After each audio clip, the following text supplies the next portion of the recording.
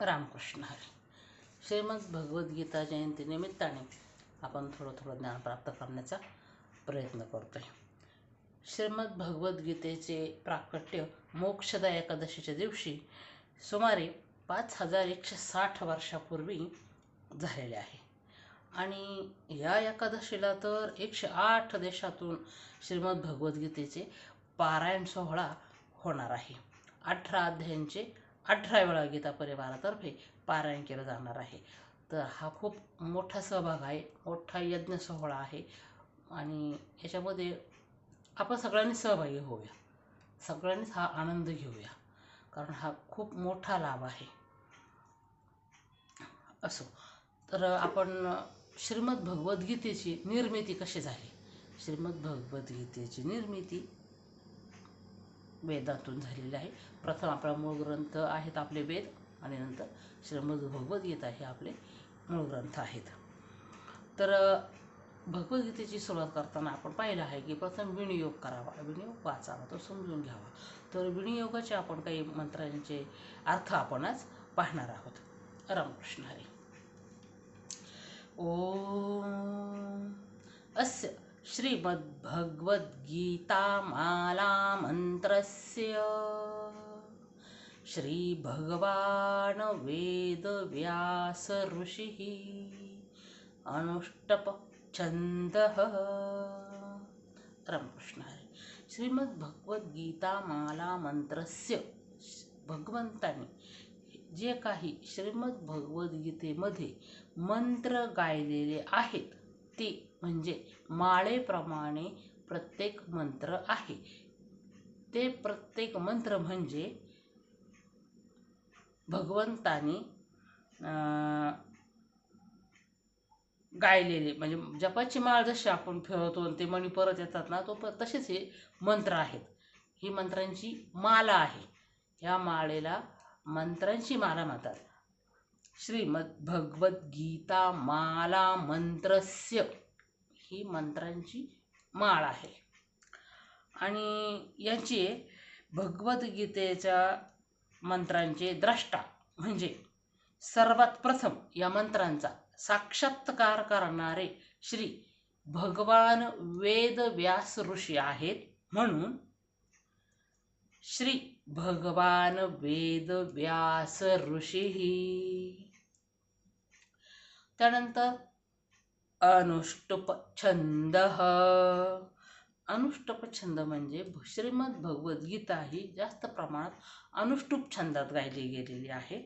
आणि श्रीमद भगवद्गीतेची सुरुवात, जो पहिला श्लोक आहे, धृतराष्ट्रवाच धर्मक्षेत्रे कुरुक्षेत्रे समवेतायुयुत्सवः मामकाः पांडवाश्चैव किं कुर्वत संजय.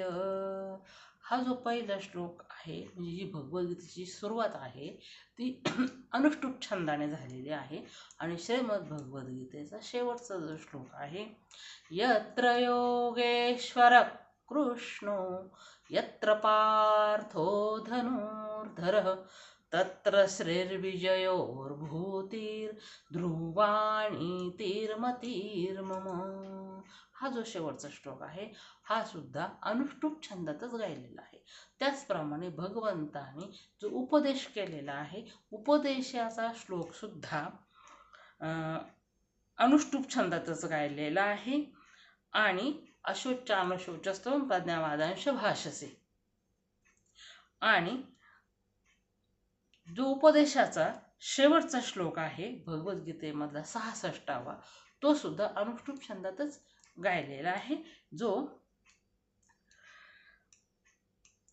सर्वधर्मान् परित्यज्य मामेकं शरणं व्रज अहं त्वा सर्वपापेभ्यो मोक्षयिष्यामि मा शुचः. हा शेवटचा श्लोक जो आहे उपदेशाचा, तो सुद्धा अनुष्टुप छंदातच गायलेला आहे. म्हणून अनुष्टुप छंद. त्याप्रमाणे पुढचा मंत्र आहे श्रीकृष्ण परमात्मा देवता. मनुष्य मात्रांना प्राप्त करून घेण्याजोगा हा जो भगवान श्रीकृष्ण आहे, हा जो परमात्मा आहे, हा श्रीकृष्ण परमात्मा या ग्रंथाची देवता आहे. या ग्रंथाचे श्रीकृष्ण अधिपती आहेत, म्हणून श्रीकृष्ण परमात्मा देवता. त्यानंतर पुढचा मंत्र आहे अशोचानन्वशोचस्त्वं प्रज्ञावादांश्च भाषसे इति बीजम. युद्धाच्या वेळी जेव्हा समोर आपलीच माणसं अर्जुनाने पाहिले, अर्जुनाला युद्ध करायचंय म्हटल्यानंतर आता युद्धाचा प्रसंग जो आला तो यावा असं कोणालाही वाटत नव्हता, परंतु वेळ आली की युद्ध करावंच लागलं. भगवंताने ठरवलं की आता युद्ध करणार आहे, कारण धृतराष्ट्र कोणत्याही प्रकारे पांडवांना राज्य द्यायला तयार नव्हता. अगदी अर्ध दे म्हटलं तरी नाही, चतकोर दे म्हटलं तरी नाही, 5 गावं दे म्हटलं तरी पण नाही. शेवटी तो मला सुईच्या टोकावर मावून एवढं सुद्धा देणार नाही. राज्य तर पांडवांचंच होतं आणि भगवंता धर्माची स्थापना करायची होती. दुर्योधनाकडून धर्माची स्थापना होणार नव्हती. म्हणून भगवंताने हे युद्धाची तयारी केली आणि मग दोन्हीकडे सहकार्य पण केलं, परंतु धर्माची स्थापना करण्यासाठी भगवंताचं संपूर्ण सहकार्य पांडवांना होतं. मग भगवंत पांडवांकडूनच होते. तर जेव्हा अर्जुनाने भगवंताला सांगितलं की युद्धासाठी एवढे लोक आलेले आहेत, ते मला पाहायचे आहेत की युद्धासाठी कोण कोण आलेले, माझ्या पुढे शत्रूच्या रूपात कोण कोण उभं आहे, मला बघायचे.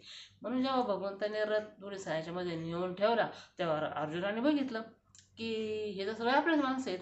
आपलाच चुलता, आपलाच मामा, आपलाच आजोबा, आपलेच गुरु, आपलेच चुलत भाऊ, आपलेच मामी भाऊ, ज्यांना आपण कधी काळी मदत केली होती ते सुद्धा आज आपल्या विरुद्ध उभे राहिले. हे सगळे आपलेच माणसं आहेत आणि यांना मारून मग ते राज्य करायचं ते अर्जुनाला काही ते योग्य वाटलं नाही. आणि मग त्याचं भगवंताला सांगणं आलं की भगवंत आपल्याला तर कळतं ना की यांना मारायचं म्हणजे आज तरुण सैन्य उभं आहे माझ्या पुढं, आणि उद्या हे मारणार म्हणजे यांच्या बायका विधवा होणार, त्याचा लोक गैरफायदा घेणार. जे आपले पूर्वज गेलेले स्वर्गात त्याला तर्पण करायला कोणी राहणार नाही. हे सगळं कळत असून हे सगळं पाप माझ्या माथी बसणार. त्यामुळं मला हे नको वाटतं देवा. तुम्हाला जरी मला तुम्ही पृथ्वीच्या राज्यासाठी मला हे युद्ध करायला सांगता, पण मला त्रैलोक्याचं जर राज्य दिलं अशा प्रकारे तर मला नको आहे देवा. त्याच्यापेक्षा मी भिक्षा मागून माझा उदरनिर्वाह करू शकतो, असं जेव्हा अर्जुन भगवंताला म्हणाले आणि शरण गेले की भगवंता मला आता याच्यामधलं काही समजत नाही आहे आणि मला हे पाप करून माझ्या माथी घ्यायची इच्छा नाही आहे, तेव्हा मी तुला शरण आलेलो आहे, तू मला मार्गदर्शन कर. आणि मग भगवंताने जे मार्गदर्शन केलं तिथं ह्या श्रीमद भगवद्गीतेचं बीज रोवलं गेलं. अशोचानन शोचस्त्वं प्रज्ञावादांश भाषसे इति बीजम. इथं भगवंतानी श्रीमद भगवद्गीतेचं बीज रोवलेलं आहे आणि इथून पुढं भगवंतांनी मार्गदर्शन करण्यासाठी सुरुवात केलेली आहे अर्जुनाला. रामकृष्ण हरी.